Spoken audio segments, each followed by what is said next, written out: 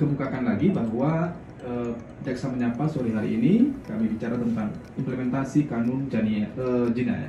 Implementasi kanun jinayah di Kota Loksmawe. Ya, tentu saya dapat informasi awal bahwa kanun jinayah ini menyangkut Al-Quran sebagai sumber hukum. Kemudian jarimah dalam fikih nanti ini juga akan saya obrolkan dalam Jaksa Menyapa sore hari ini. Kemudian ada kalwat, ya. Kemudian ada ikhtilat, ada zina. Akibat yang dirasakan oleh korban itu jadi tidak setara dengan yang akan diterima oleh pelaku tindak pidana pelecehan seksual dan pemerkosaan kalau dia dihukum dengan akibat cambuk. Ya. Jadi dijalankan isir atau judi, yang itu pengkhususan untuk tindak pidana zina harus dicambuk.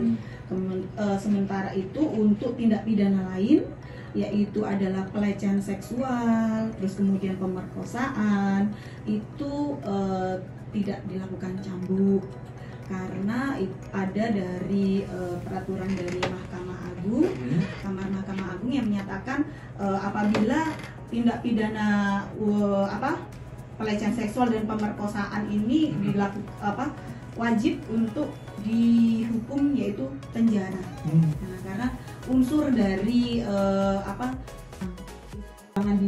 di dalam keadaan terkunci apa yang dilakukan itu kan sudah menjadi, walaupun kita tidak bisa langsung otomatis dia melakukan seperti ini, tapi kan ada misalnya ada suara, misalnya ada orang yang melihat gerak-gerik mereka untuk masuk, orang yang mendengar. Nah, itu kan jadi orang yang mengintip ya. Itu ya. Kalau itu tidak ada maka tidak. Jadi yang seperti yang telah dikatakan oleh Ibu Reni yang tadi sudah disebutkan bahwa apabila mengenai perkara jinayah ini memang sudah diterapkan hampir di seluruh provinsi Aceh ya Pak. Nah untuk kami sendiri analis penuntutan ini kita orang-orang yang baru hadir di provinsi Aceh, jadi kita pun menyesuaikan diri bagaimana cara penilaian penuntutan bagi para pelaku jinayah ini, karena tidak semuanya bisa kita samaratakan antara yang telah dikatakan antara pelaku zina, antara pelaku pelecehan ataupun lain-lain yang sekiranya seperti itu. Nah tuntutannya itu apabila tadi kan ada perbedaan antara pelaku zina, pelecehan dan juga maisir itu kenapa sih kalau untuk pelecehan sendiri tidak dilakukan cambuk gitu? Karena seperti yang telah diutarakan bahwa peraturan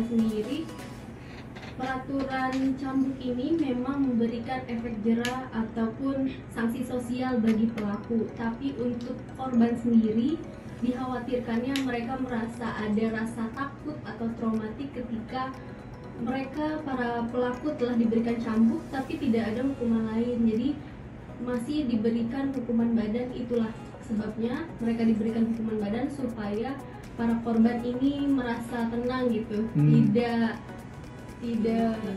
lebih terlindungi gitu Pak, jadi tidak merasa trauma seperti itu.